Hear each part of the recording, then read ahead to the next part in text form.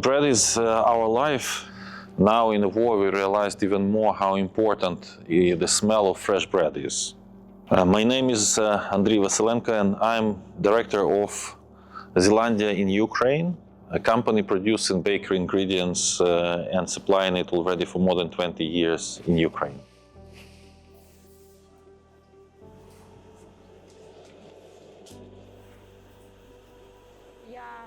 I have been doing this work since I was 18 years old. I really love baking bread. Our business keeps working despite constant shelling, air raid alerts, and power outages. We continue to work. We do not stop. This is my life now. I can't imagine life without the bakery anymore. Well, now as probably never before, people need hope. And what I saw also when we were given the bread in the occupied territories, when people didn't see fresh bread for 1 or 2 months, fresh bread was given hope. Fresh bread was indicating of a normal life. Bread was always important for Ukrainians. I think it's part of our DNA, but especially now in the war, bread became a symbol of hope and symbol also of peace. When we opened the bakery in Mariinka, Donetsk region in 2016, someone said, "Smells like bread. Life is coming back." Our charity organization Perspectiva 21.3 has core mission to provide high-quality social services for people with mental disabilities, to help them work, grow, and live life with dignity. Also, with our core programs, we have the humanitarian programs, such as Bake for Ukraine, where we can help to the producer of bakery, to the families, and to the community. Well, actually, Bake for Ukraine started as our response to beginning of the war.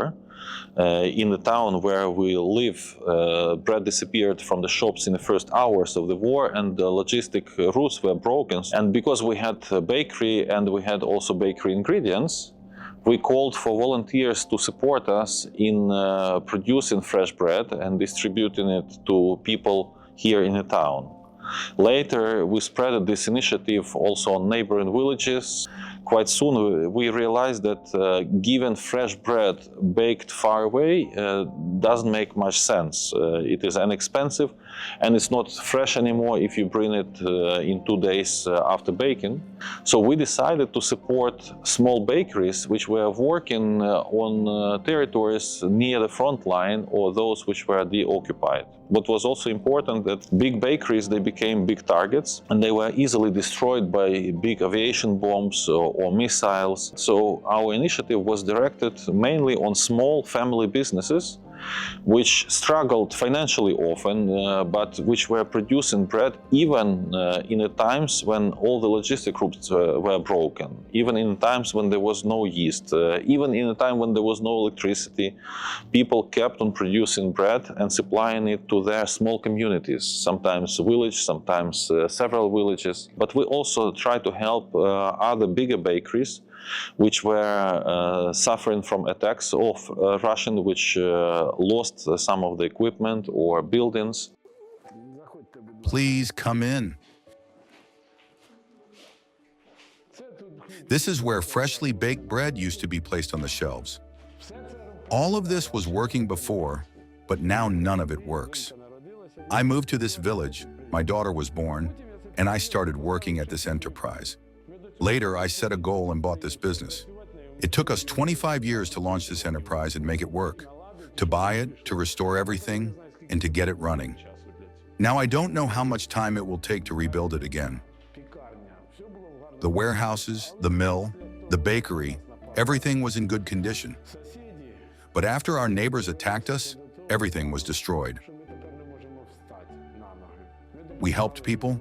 We processed sunflower seeds, milled flour, and baked bread. Now we can no longer do any of this. We don't have the strength or the resources, but we hope this will end. We hope to return to peaceful life, to a time when we could work and live normally. We will do it again because we have no other choice. 300 hectares of wheat were burned and destroyed in our fields. All the fields around our village were mined. Men, together with local residents, went to demine the fields themselves. It was very dangerous. But they succeeded. The fields were cleared, sown again, and bread is being grown here once more. And you hear many of those stories. Sometimes it's even overwhelming, and sometimes it's even too much to understand it, to take it too close to heart. So sometimes it's really important to go there, and after that to remember what price people are paying for daily bread nowadays in Ukraine. At the beginning of the full-scale invasion, Koryokivka was under blockade, and people simply had no way to buy bread. I realized that this work was truly important because there was a real need. People want to live. Life goes on. For me, the bakery is everything right now. When the tanks started moving on February 23rd, it became clear that the war had begun. All the employees said one thing: we keep working. We started working 24/7. During the occupation, we baked up to 6,000 loaves of bread a day. 3,000 of them we gave away for free. We didn't close even for a single hour. Even when there were no workers, my wife Olha and I went out and worked ourselves. It was very scary then. When there was a long line and you understood that there might not be enough bread for everyone, the situation was so critical that people came to my home asking for bread. It was almost free. There was no opportunity to make money at that time. Everything became more expensive, and unfortunately, or maybe fortunately, we earned almost nothing. Now we simply want to continue working. It's very interesting to see that some bakeries, they were already for many years working. We helped other families which started during the war and had no idea on how to make bread. But I think what is uniting them all, that's love to people and also love to what they are doing. Love to the bread as really as a living, almost living creation. When the bread is rising, when it is growing, when it is baked, when it is changing the shape, the color. And these are people who really love other people, but also this is passion for their profession. And that's what I like to see, even in those who started it just half a year ago. But as soon as they're involved in the bakery business, they become the bakers in their heart before they are bakers in their hands. Literally in one evening, we decided to try. One oven, one dough mixer, no transport. My wife Olha was baking, and I was carrying the bread by hand to a local shop to sell it. The first bread may not have been perfect, but it was very fragrant. It was ours. I still remember the smell of that bread. I remember the crust. I remember the feeling that it was something new, something fresh. These are memories that will probably stay with me for a very long time. At the beginning of the full-scale invasion, our building was damaged. There was a hole in the roof from fragments of a guided aerial bomb. The vehicles we used to deliver our products around the city were also damaged. But we repaired everything, the vehicles, the roof, and we kept working.